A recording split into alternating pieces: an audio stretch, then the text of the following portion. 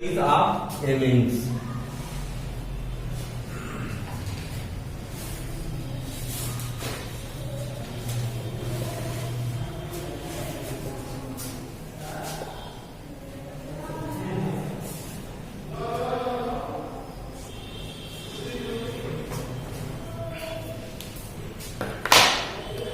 तो सबसे पहले जो है हम इसके सॉल्युबिलिटी की बात करते हैं, नहीं पहले फिजिकल स्टेट की बात करते हैं, ठीक है। तो अप टू 3 कार्बन के जो, ठीक है ना, एमीन्स होते हैं, अप टू 3 कार्बन या उससे कम, ठीक है, वे गैसियस स्टेट में होते हैं। किस स्टेट में होते हैं? एमीन्स जिनमें 3 या 3 से कम कार्बन होते हैं, वो गैसियस स्टेट में पाए जाते हैं, ठीक है। उससे आगे जब जाते हैं तो लिक्विड स्टेट में हो जाता है, ठीक है। और भी जब ज्यादा बड़े जो है हम एमीन की बात करते हैं तो वो सॉलिड स्टेट में पाए जाते हैं, ठीक है। ये रहा फिजिकल स्टेट, ओके। फिर उसके बाद जो है सॉल्युबिलिटी की बात होती है।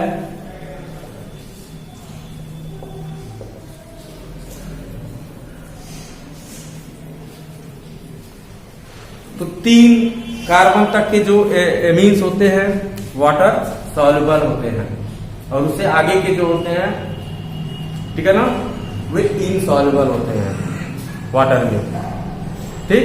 क्योंकि उसमें जो है हाइड्रोफोबिक इंड जो है बढ़ता चला जाता है। हाइड्रोफोबिक इंड बढ़ने से उसकी सॉल्युबिलिटी जो होती है वाटर में घटती जाती है, डिक्रीज होती चली जाती है, ओके।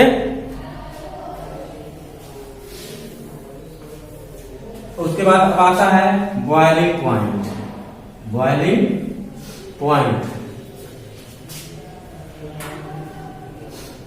तो एमीन्स, यदि 1 डिग्री का एमीन है, इसका बॉइलिंग पॉइंट जो होगा ग्रेटर होगा 2 डिग्री के एमीन से, ठीक है। और 2 डिग्री का जो एमीन का बॉइलिंग पॉइंट होगा 3 डिग्री के एमीन से ग्रेटर होगा। ऐसा क्यों होता है? हाइड्रोजन बॉन्डिंग के कारण, इंटरमॉलिक्यूलर हाइड्रोजन बॉन्डिंग, ठीक है। यहां पर 2 हाइड्रोजन एटम है, 2 हाइड्रोजन बॉन्डिंग बन सकता है। यहां पर एक ही हाइड्रोजन एटम है, एक ही हाइड्रोजन बॉन्डिंग बन सकता है, ठीक है। और यहां पर हाइड्रोजन एटम नहीं है, हाइड्रोजन बॉन्डिंग नहीं बनेगा, ठीक है ना। तो इंटरमॉलिक्यूलर हाइड्रोजन बॉन्डिंग के कारण जो होता है, इनका बॉइलिंग पॉइंट जो होता है 1 डिग्री का सबसे ज्यादा, 2 डिग्री का उससे कम, 3 डिग्री का उससे भी कम होता है। अब पूछा जाए कि अल्कोहल और एमीन और अल्केन, अल्कोहल हो, एमीन हो और अल्केन हो, और जिनका मास लगभग बराबर हो, जिनका मास क्या हो, लगभग बराबर हो, बराबर या लगभग बराबर हो, तो किसका बॉइलिंग पॉइंट ज्यादा होगा, किसका बॉइलिंग पॉइंट कम होगा। 1 नंबर पे क्वेश्चन आता है, ठीक है। एजर्सन और रीजन वाले में भी आ सकता है, ठीक। तो देखो अल्कोहल में जो होता है ना ROH, एमीन में क्या होता है RNH, और अल्केन में जो होता है RH होता है। ये हाइड्रोजन जब कार्बन से जुड़ा रहता है तो वो कोई हाइड्रोजन बॉन्डिंग नहीं करता। हाइड्रोजन जब होता है F से जुड़ा या O से जुड़ा या N से जुड़ा, तभी हाइड्रोजन बॉन्डिंग करता है। अब हाइड्रोजन बॉन्ड की जो स्ट्रेंथ होती है इस ऑर्डर में होती है। फ्लोरीन का हाइड्रोजन के साथ सबसे स्ट्रॉन्ग हाइड्रोजन बॉन्ड होता है, ठीक। हाइड्रोजन का ऑक्सीजन के साथ स्ट्रॉन्ग होता है, ठीक। हाइड्रोजन का नाइट्रोजन के साथ हाइड्रोजन बॉन्ड का स्ट्रेंथ अधिक होता है। तो अल्कोहल और एमीन की बात किया जाएगा तो इसका स्ट्रेंथ अधिक है, भले ही एक ही हाइड्रोजन बॉन्ड बना रहा और ये 2 हाइड्रोजन बॉन्ड बना रहा, फिर भी जो है ना अल्कोहल का बॉइलिंग पॉइंट जो होगा ज्यादा होगा एमीन से। ठीक है, एमीन का जो है बॉइलिंग पॉइंट जो होगा इस अल्केन से ज्यादा होगा। क्यों? क्योंकि ये हाइड्रोजन बॉन्डिंग कर रहा है और ये हाइड्रोजन बॉन्डिंग नहीं कर रहा। ठीक है ना, समझ में आया ये बात? ये फिजिकल प्रॉपर्टी रहा।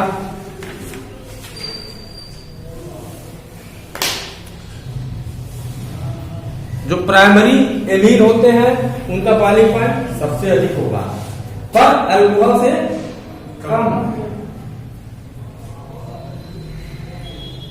ठीक, चलिए अब इसके आगे जो है केमिकल प्रॉपर्टीज की बात करेंगे।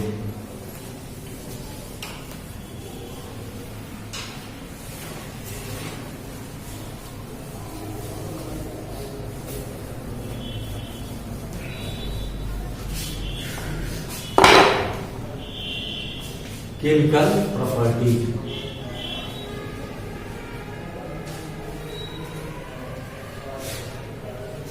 केमिकल प्रॉपर्टीज में सबसे पहले जो है हम बेसिक कैरेक्टर की बात करेंगे। बेसिक कैरेक्टर,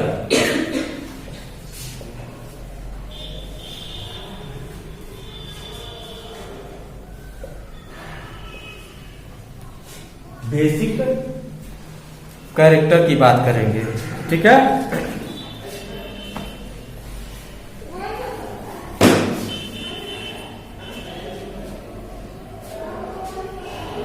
तो हम कोई एमीन लेते हैं, 1 डिग्री का मान लो एमीन लिया, इसके पास नाइट्रोजन के पास लोन पेयर रहा, हाइड्रोजन हैलाइड के साथ इसका रिएक्शन कराया। ठीक है, तो ये लोन पेयर जो है इस पे अटैक मार रहा है। क्यों?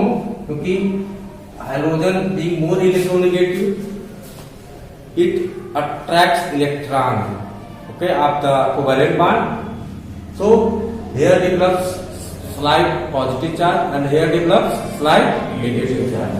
जहां पर इलेक्ट्रॉन की कमी है उस पर ये अटैक करेगा और बन जाता है आपका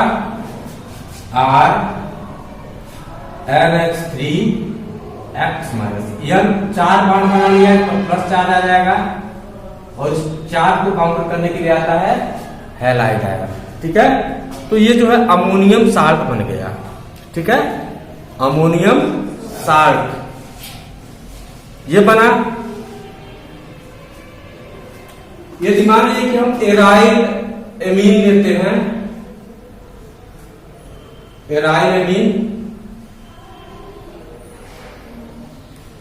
इसका रिएक्शन भी वही HCl से मान लो करवाया तो इस पे अटैक करेगा ना, तो क्या बनेगा? एनिलीनियम क्लोराइड बन जाएगा।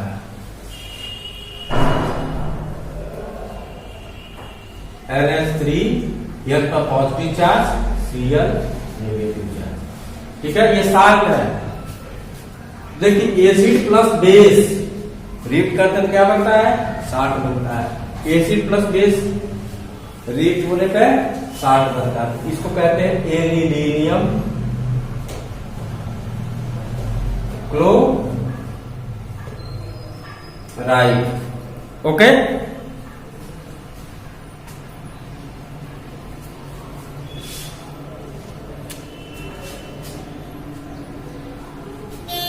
आपको मैंने बतलाया कि जो RNH2 होता है,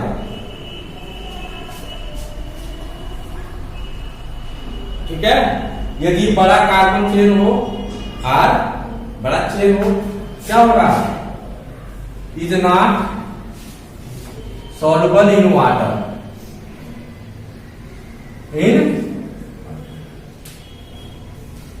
ये वाटर में सॉल्युबल नहीं होता है, but RNH3 Cl minus is soluble. ठीक है, तो इस कारण से हम इसको अलग कर सकते हैं, सेपरेशन में ये हेल्प करता है। ठीक है, कैसे होगा? इस तरह से होगा RNH3, इसको हम रिएक्ट करवाएं किससे? किसी बेस से, किसी बेस से रिएक्ट करवाएंगे तो क्या बनेगा? RNH2 बन जाएगा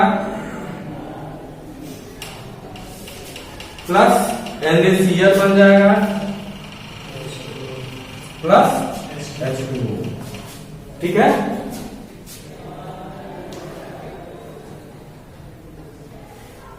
तो क्या प्राप्त हो गया हमको? एमीन प्राप्त हो गया, 1 डिग्री का एमीन प्राप्त हो गया।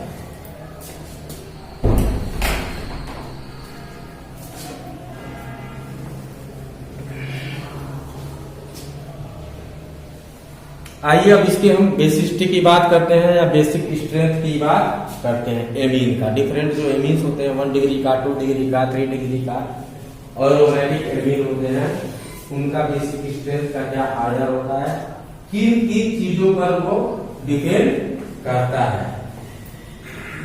मिटाऊं इन लोग को, मिटा देना।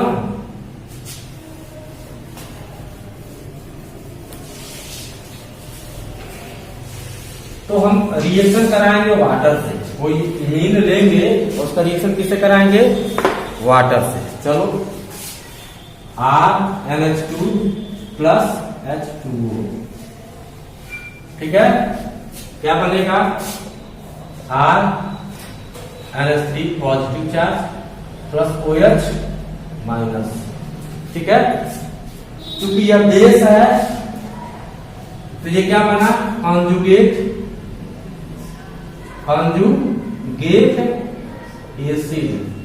सही है, ये जितना ज्यादा स्टेबल होगा ये उतना ही ज्यादा बेसिक होगा, ये जितना कम स्टेबल होगा ये उतना ही कम बेसिक होगा। ठीक है, तो यहां से हम K निकाल रहे हैं, इक्विलिब्रियम कांस्टेंट K क्या होगा? R concentration of RNH3 positive into OH negative divided by RNH2 H2O। चूंकि इक्वेशन पानी में ही हो रहा तो H2O का कंसंट्रेशन चेंज नहीं होता है। अब हम K में H2O पूरा कर लेंगे तो क्या बन जाएगा? Kb बन जाएगा। ठीक है, इसको 1 मान लें, H2O का कंसंट्रेशन चेंज ना हो, Kb आ जाए तो Kb इक्वल टू क्या आ जाएगा? RNH3 positive OH negative divided by RNH2। ठीक है, Kb कब ज्यादा होगा? जब ये ज्यादा हो, जब ये दोनों ज्यादा रहेगा, इन दोनों का कंसंट्रेशन ज्यादा रहेगा, Kb ज्यादा होगा, अर्थात रिएक्शन फॉरवर्ड डायरेक्शन में होगा। ठीक है, अर्थात हम कह सकते हैं जब Kb हमारा ग्रेटर होता है तो बेसिक स्ट्रेंथ भी ग्रेटर होता है, बेसिक स्ट्रेंथ भी बढ़ जाता है। The greater the Ka, not Ka, Kb, हाँ, the greater the Kb, greater is the basic strength. पूछो, अभी आप बोले RNH2 वाटर में सॉल्युबल नहीं है तो ये कैसे करते हैं? क्या हुआ? अभी आप बोले थे RNH2 वाटर में सॉल्युबल, इनसॉल्युबल है, और RNH3 plus Cl minus soluble है, ये RNH2 को सॉल्युबल कैसे होता है? रिएक्शन हो रहा है ना यहाँ पर, ये देखो पोलराइज हुआ कि नहीं, पोलर हुआ है कि नहीं है? OH जो होता है वो लीविंग ग्रुप होता है। ठीक है, RNH2 जो है, ये शुरुआत में तो बताया कि RNH2 अल्काइल ग्रुप जब छोटा रहेगा तो सॉल्युबल होगा, और जैसे बड़ा होता जाता है, ठीक है ना, उसकी सॉल्युबिलिटी वाटर में घटती जाती है, क्योंकि हाइड्रोफोबिक जो है तेल बढ़ता जाता है। ठीक है, अब देखिए हम पढ़े हैं क्लास 11th में, क्या पढ़े हैं कि p K b is equal to minus log of K b. पढ़े कि नहीं पढ़े हैं? निगेटिव है। अब क्या हो जाएगा, पी के बी जितना कम होगा, पी के बी जितना कम होगा बेसिक स्ट्रेंथ उतना ही ज्यादा होगा। ठीक है, तो परीक्षा में दो का दे सकता है, पी के ए और पी के बी दे सकता है, पूछ देगा किसका बेसिक स्ट्रेंथ ज्यादा है। तो पी के बी देख करके बताओगे, जिसका कम पी के बी होगा उसका बेसिक स्ट्रेंथ ज्यादा, जिसका पी के बी यदि उसका बेसिक स्ट्रेंथ कम। ठीक,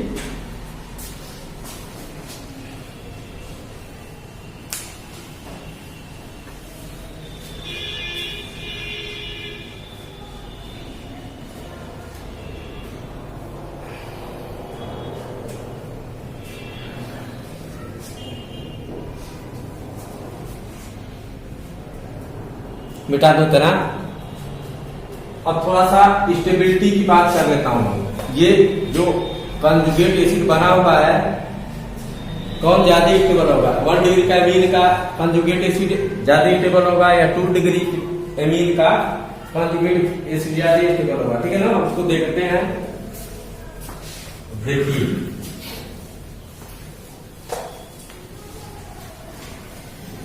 एक रिएक्शन करवा लेता हूं हम अमोनिया का, प्लस H2O क्या बनेगा, NH4 positive plus OH negative. ठीक है, बनेगा ना?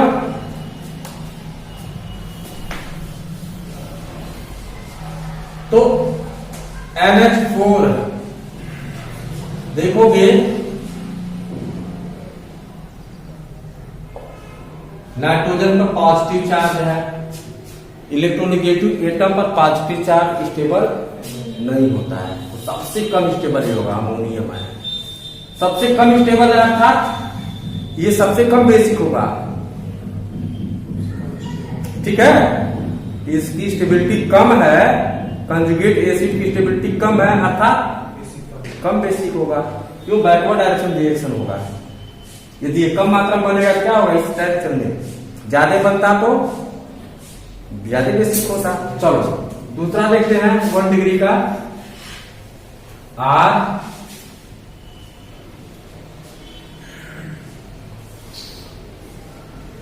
यहां पर इलेक्ट्रोनेगेटिव एटम आपका N है, उसका पॉजिटिव चार्ज है, वो स्टेबल नहीं होता। पर ये जो R ग्रुप लगा हुआ है प्लस I इफेक्ट शो करता है, inductive effect, electron releasing group है। ये कौन सा ग्रुप है? हाँ, क्या करेगा, इलेक्ट्रॉन इसकी तरफ भेजेगा, तो ये थोड़ा सा कम हो जाएगा, मतलब इसकी स्टेबिलिटी से ज्यादा है। अर्थात आप कह सकते हो ammonium ion is less stable then okay alkyl ammonium ion. हाँ, अच्छा, अब आइए RN सेकेंडरी अमीन की बात मैं कर रहा हूं। इसमें तो दो जो है अल्काइल ग्रुप है, प्लस I इफेक्ट शो करने वाले दो ग्रुप है।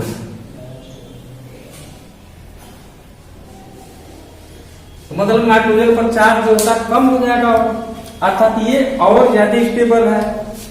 अर्थात सेकेंडरी जो ये तुम्हारा 1 डिग्री का भी का अमोनियम है ना, ये 2 डिग्री का है, ये ज्यादा स्टेबल हुआ। अर्थात सेकेंडरी जो मीन होगा more basic than primary amine. Tertiary की बात करें RN RH, इसमें तो देखोगे तो तीन जो है प्लस I इफेक्ट शो करने वाले ग्रुप लगे हुए हैं।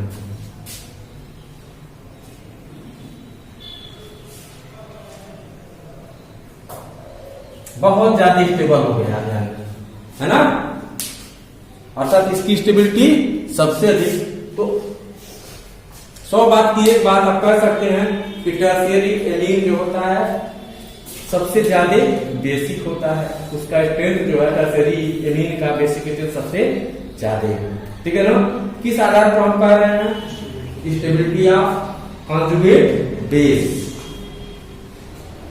सॉरी कॉन्जुगेट एसिड, है ना। ये सब कॉन्जुगेट एसिड है। कॉन्जुगेट एसिड की स्टेबिलिटी के आधार पर जो जिसका कॉन्जुगेट एसिड ज्यादा स्टेबल वह बेस उतना ही ज्यादा बेसिक है। ठीक। यह आपका 3 डिग्री का एमीन का जो है अमोनियम साल्ट हो गया।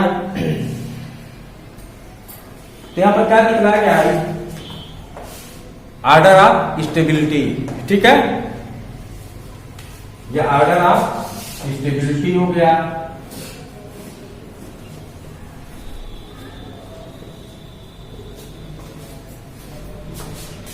यदि ऑर्डर ऑफ बेसिक स्ट्रेंथ की बात करूं तो क्या होगा? ऑर्डर ऑफ बेसिक स्ट्रेंथ की बात करूं तो क्या होगा बच्चा? 3 डिग्री का एमीन सबसे ज्यादा बेसिक, फिर 2 डिग्री का एमीन, फिर 1 डिग्री का, फिर जाकर के अमोनिया होगा। ठीक है, होगा कि नहीं होगा? बोलो। तो वही हो गया फिर से क्या उल्टा रहेगा। कैसे उल्टा है? तो उसमें 3 डिग्री का जाते हैं, इसमें 3 डिग्री का जाते हैं। तो क्या कर रहा हूं? ये स्टेबिलिटी का आर्डर है और ये बेसिक स्ट्रेंथ का। जिस आर्डर में स्टेबिलिटी होता है उसी आर्डर में बेसिक स्ट्रेंथ भी होता है। उल्टा लिखता तो उल्टा एरो लगाता, मतलब इस तरह से लिखा होता ये सब लेस देन साइन लगाना। अच्छा, एक तुम्हारे बुक में एक टेबल दे रखा होगा, थोड़ा सा देख लो, ऑब्जर्व कर लो, उसके बाद हम बात करते हैं। ठीक है ना। यहां पर pKb का वैल्यू दे रखा है। किसका वैल्यू दे रखा है? pKb का वैल्यू दे रखा है। चलो इन लोगों को मिटा दूंगा।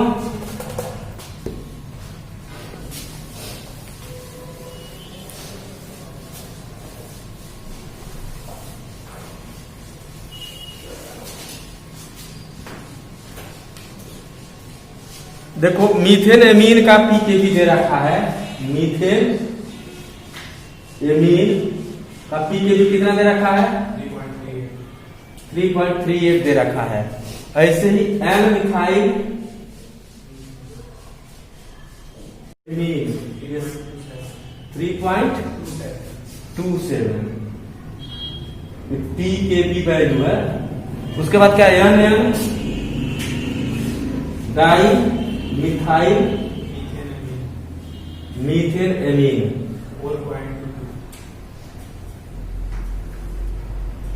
4.2 हो गया। इथेन एमीन का फिर देखो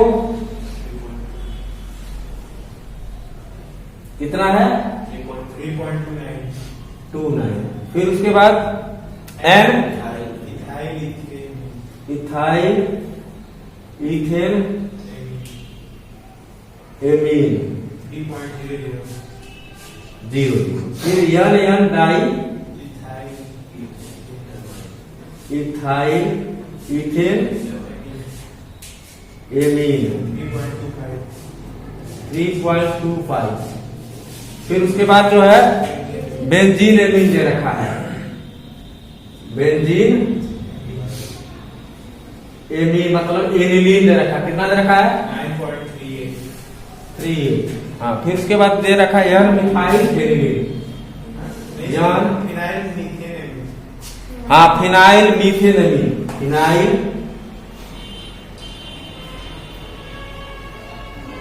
मीथेन एमीन 4.70।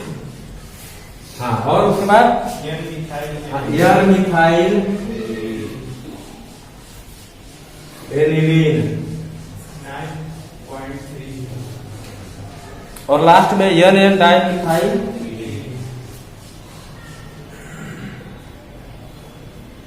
8.5। एनिलीन 8.92 दे रखा है। ठीक है, मतलब क्या, मीथेन एमीन CH3 NH2, ठीक है, ये कम बेसिक है, इससे CH3 CH3, ठीक है। फिर उसके बाद क्या दे रखा है, less basic then CH3 and CH3 CH3, ठीक, ये दे रखा है। सॉरी, ये यहाँ पर सबसे पहले आ जाएगा, है ना। सबसे पहले वाला ये 9.38 वाला इंजन है। अभी हम तीनों को देख रहा हूँ ना। तो ये जो है तुम्हारा कंपाउंड क्या होगा, यहां पर लिखाएगा, लिख दो CH3 CH3 CH3, ये दिखला रहा है ऑर्डर। और हमने क्या बतलाया था कि 3 डिग्री का एमीन का बेसिक स्ट्रेंथ जो होता है ग्रेटर होता है 2 डिग्री से, 2 डिग्री का ग्रेटर होता है 1 डिग्री से, और 1 डिग्री का ग्रेटर होता है -3। अभी थोड़ी देर पहले यहां पर देखो उल्टा हो गया, यहां पर क्या हो गया, 3 डिग्री का तो ठीक है, सबसे ज्यादा बेसिक है, नहीं जी, सबसे कम हो गया, सबसे ज्यादा 2 डिग्री का बेसिक है, फिर 1 डिग्री का है, फिर जाकर के 3 डिग्री का है, ठीक है ना। यहां पर वास्तव में तुम्हारा आ क्या रहा है, 2 degree greater than 1 degree greater than 3 degree, ये आ रहा है, ये सही है और ये गलत है। इसके पीछे रीजन क्या है, 2 रीजन है, इसके पीछे 2 कारण है, और वही कारण यहां पर भी आएगा, ठीक है, यहां पर भी वही दोनों कारण आएंगे। चलिए कारण देखते हैं। एक कारण होगा तुम्हारा हाइड्रेशन, एक कारण क्या होगा, सॉल्वेशन इफेक्ट, क्या होगा, सॉल्वेशन इफेक्ट, और दूसरा होता है स्टीयरिक हिंड्रेंस, स्टीयरिक हिंड्रेंस, ठीक है, सॉल्वेशन इफेक्ट और स्टीयरिक हिंड्रेंस। देखो स्टीयरिक हिंड्रेंस का मतलब क्या, जितना ज्यादा बड़ा ग्रुप रहेगा उसकी स्टेबिलिटी उतनी ही कम होगी, स्टेबिलिटी कम होगी तो मतलब क्या, बेसिक कम होगा, ठीक है। तो कहीं पर ये हावी होता है और कहीं पर ये हावी होता है। सॉल्वेशन इफेक्ट क्या होता है, देखिए जब हम रिएक्शन को एक्वस मीडियम में कराते हैं, मतलब पानी में कराते हैं, तो पानी क्या करता है, उसको स्टेबलाइज करता है, एमीन को क्या करता है, स्टेबलाइज कर देता है। जितना ज्यादा स्टेबलाइज करता है वहां पर सॉल्वेशन इफेक्ट उतना ही ज्यादा। हर प्रकार के एमीन को अच्छी समान रूप से स्टेबलाइज नहीं कर सकता। वाटर जो है, अभी देखो 3 तरह के जो एमीन आपने पढ़ा, प्राइमरी सेकेंडरी टर्शियरी एमीन, ठीक है ना। तीनों डिग्री के जो तीनों क्लासेस जो एमीन के समान रूप से जो है वाटर उसको स्टेबलाइज नहीं करता, इसीलिए उनका जो बेसिक स्ट्रेंथ भी डिफरेंट होता है, ठीक है। उनमें कौन सी, हाँ उनमें कैसा होगा, हिंड्रेंस और वो प्राइमरी पहले हो जाएगा, हाँ सेकेंडरी होगा, हाँ टर्शियरी होगा। लेकिन यहाँ पर देख रहे हो 2 डिग्री में स्टीयरिक जो है, 2 डिग्री में स्टीयरिक डोमिनेट नहीं है, सॉल्वेशन वाला डोमिनेट है, ठीक है। 1 डिग्री में स्टीयरिक डोमिनेट है, फिर 3 डिग्री दोनों डोमिनेंट है, स्टेरिक डोमिनेंट है।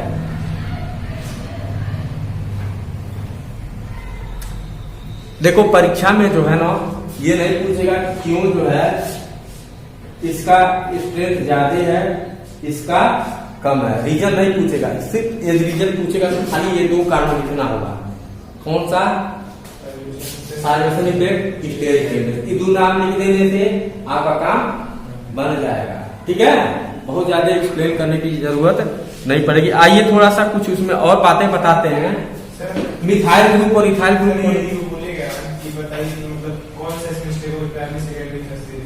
हाँ क्या बोला? हाँ primary amine, secondary amine, tertiary amine. यदि हम कंजुगेट एसिड के टर्म में जाएंगे तो टर्शियरी एमीन जो होगा सबसे उसका जो कंजुगेट एसिड होगा वो सबसे ज्यादा स्टेबल होगा। उस टर्म में आप समझा दीजिएगा, ठीक है ना? सिंपल में उसी के टर्म में समझाइए, ठीक? हाँ टर्शियरी वाला सबसे ज्यादा स्टेबल, उसमें तीन तीन जो है प्लस आई का ग्रुप है।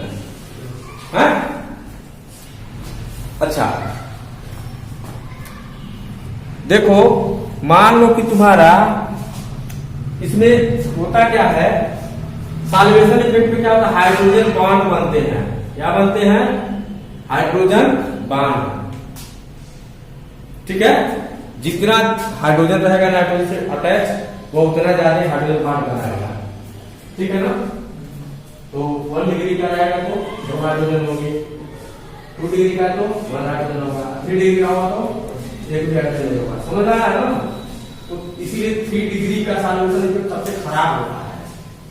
3 डिग्री का सॉल्वेशन इफेक्ट जो होता है सबसे खराब होता है। क्यों? क्योंकि उसके पास नाइट्रोजन से अटैच कोई हाइड्रोजन एटम नहीं होता तो हाइड्रोजन बॉन्ड बना सके।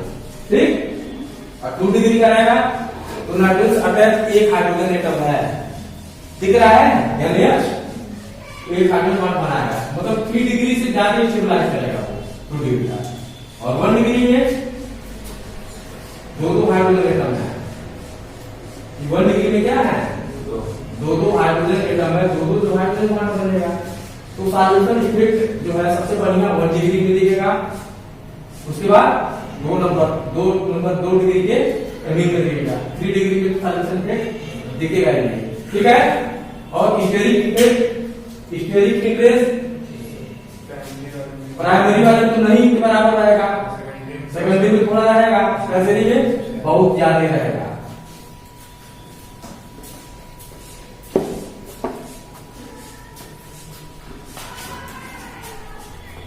चलो थोड़ा और इसको मिटा देता हूं और थोड़ा और कुछ इसमें बताता हूं।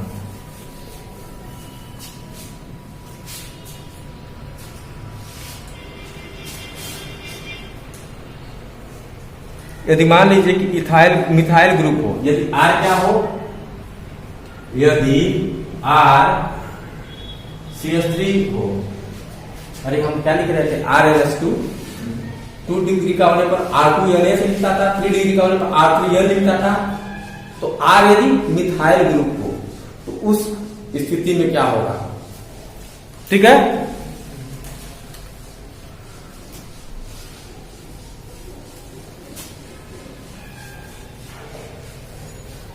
मोर बेसिक हो जाएगा, मोर बेसिक होगा। क्यों होगा more basic? Due to less steric hindrance, due to less steric hindrance. 1 degree छोटा ग्रुप जितना छोटा रहेगा स्टेरिक हिंड्रेंस उतना ही कम होगा कि नहीं होगा? यदि इथाइल ग्रुप मान लो रहता है, इथाइल ग्रुप मान लो है तो स्टेरिक हिंड्रेंस बढ़ जाएगा। ठीक, अब देखें यदि R आपका इथाइल ग्रुप हो, क्या हो? इथाइल ग्रुप हो तो लेस बेसिक होगा। क्या होगा? Due to more steric hindrance.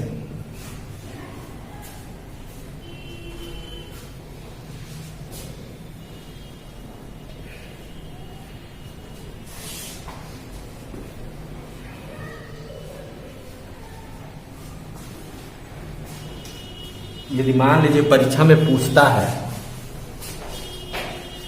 परीक्षा में मान लो क्या पूछेगा, एक ही तरह का रहेगा कंपाउंड, मतलब क्या आर जो है मिथाइल ग्रुप है, कैसा है, आर जो तुम्हारा मिथाइल ग्रुप है, तो 3 एमीन देगा या 4 एमीन दे देगा, ठीक है। एक प्राइमरी होगा, एक अमोनिया होगा, सेकेंडरी होगा, एक टर्शियरी, और कहेगा कि इसको बेसिक स्ट्रेंथ के ऑर्डर में अरेंज करो, ठीक। तो उसके लिए आप याद कर लेना, क्या याद करोगे, 2 1 3 2 1 3, ये ऑर्डर याद करना, मतलब क्या, R2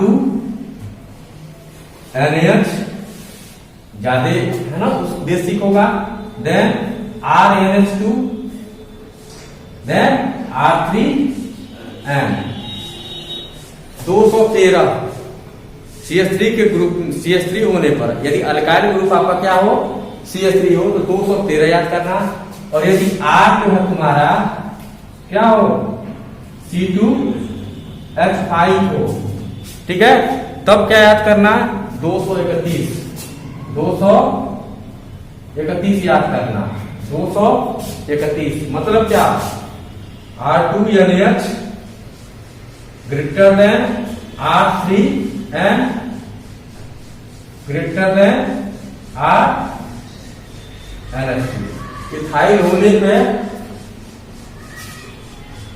ठीक है, सेकेंडरी जो एमीन होगा उसका बेसिक स्ट्रेंथ ज्यादा होगा, फिर उसके बाद टर्शियरी का आएगा, फिर जाकर के प्राइमरी का आएगा, इथाइल होने पर, इथाइल ग्रुप होने पर। अब एनिलीन की बात करता हूं, किसकी बात करता हूं, एनिलीन का, देखो यहां पर इथेन एमीन में 3.29, यानी इथाइल, देखो ये 2 डिग्री का एमीन है, R जो है C2H5 यहां पर है, देख रहे हो, तो सेकंड है ना, सेकेंडरी जो यहां पर एमीन है, more basic, than primary amine है कि नहीं है, यहां पर ये 3 डिग्री का है, देखो, तो 3 डिग्री का जो है तुम्हारा इस प्राइम क्या हो रहा है, प्राइमरी वाले से ज्यादा है, सेकेंडरी वाले से कम है, मतलब 2 3 1, ठीक है। ये इथाइल के लिए सही है, मिथाइल के लिए सही है, सेकेंडरी का सबसे ज्यादा होगा, फिर प्राइमरी का होगा, फिर टर्शियरी का होगा, 2 1 3 2 1 3। अब इधर नीचे वाले का थोड़ा सा भी डिस्कस करना बाकी है,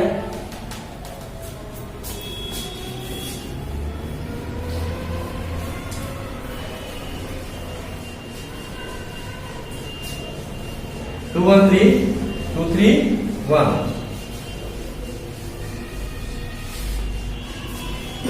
213 231,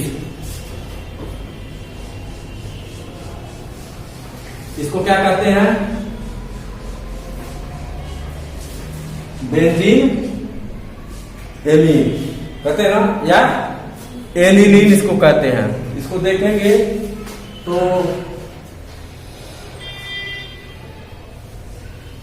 ये चार्ज कहां जाएगा, देखो ऐसे इस तरह बनाता हूं, बेसिक स्ट्रेंथ क्यों आता है, नाइट्रोजन के पास जो लोन पेयर होता है उसके कारण आता है, ठीक है, नाइट्रोजन के पास लोन पेयर है ना, इसी के कारण जो होता है ये बेसिक होता है।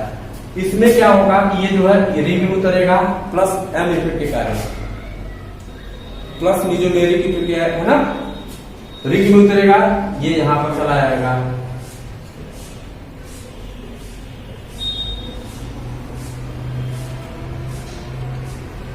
माइनस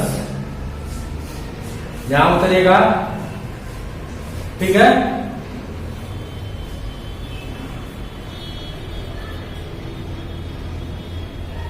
माइनस,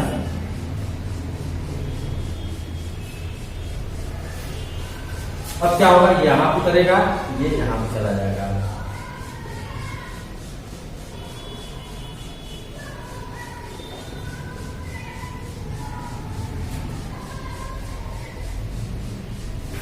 अब ये यहां पर उतरेगा और ये वाला यहां यहाँ चला जाएगा।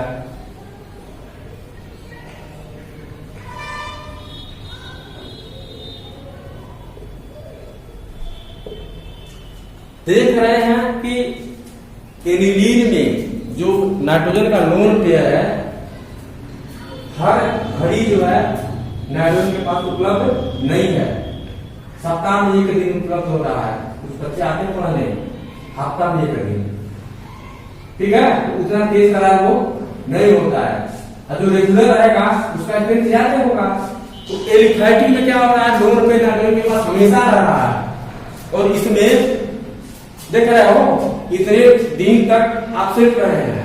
इस नाते इनका जो होता है स्टेबिलिटी कम होती है, ये जो होते हैं बेसिक स्ट्रेंथ इनका कम होता है।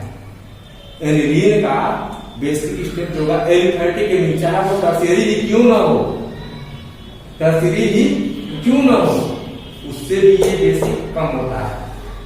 ओके, पर अमोनिया से आगे होता है, सॉरी अमोनिया से भी कम होता है।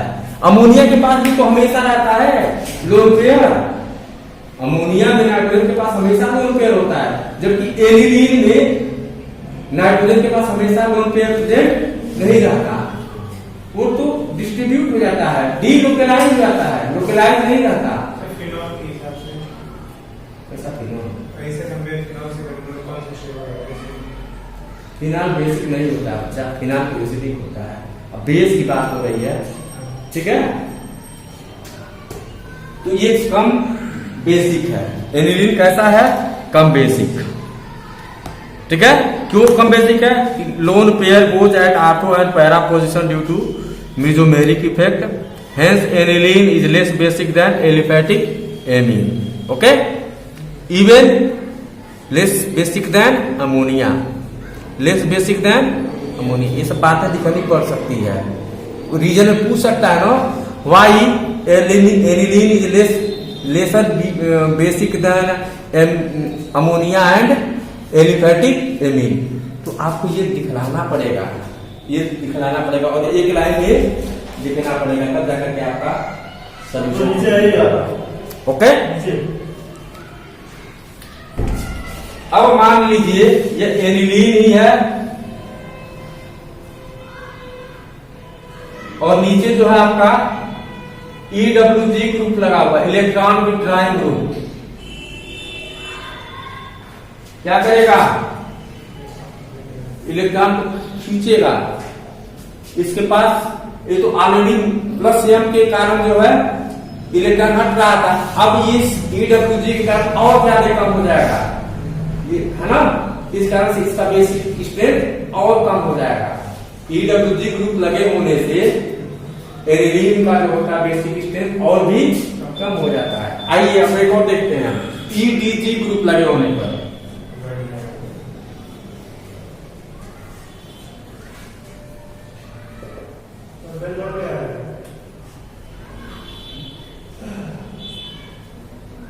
इसके पास लोन पेयर है, ये रिंग में उतरेगा, ठीक है, तो इलेक्ट्रॉन की डेंसिटी को बढ़ाएगा, मतलब ये है ना, नहीं ज्यादा डिस्टर्ब नहीं होगा। मतलब क्या है, ये क्या करेगा, बेसिक स्ट्रेंथ को बढ़ाता है।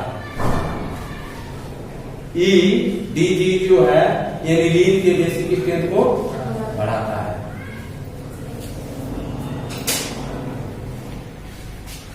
Thank you.